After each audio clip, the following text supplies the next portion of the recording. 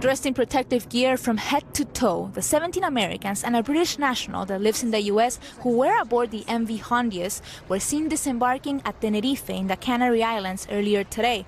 According to the United States Department of Health and Human Services, when they arrive in the U.S., they will be transported to a state-of-the-art medical center in Nebraska. Once there, they will go through clinical assessments and receive care. 6 confirmed cases of hantavirus and 2 suspected cases were linked to the ship by the World Health Organization.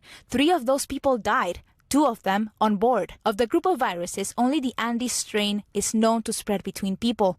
Local clinical researcher Fabian Sandoval says transmission from human to human will require direct contact. The way that it transmits from human to human is from a lot of direct contact, right? If a caregiver is not doing its protective measures, wearing its PPE that we've already learned about, which is gloves and masks, which any healthcare provider would do already when they're taking care of someone with the virus, that is the way that they would contact it. According to the World Health Organization, hantavirus can have a fatality rate of around 40 to 50%, and the elderly are particularly at risk. However, health officials have stressed the risk to the public is low. I'm not too concerned about it because as of now, that strain of the Andes is not spreading very largely. The regular one that's from rodent to human is around, and it's easily managed as long as we're managing the symptoms. There's no vaccine, there's no treatment, there's no antiviral like there is for flu or COVID. If you have been infected, how soon could you develop symptoms? If you're married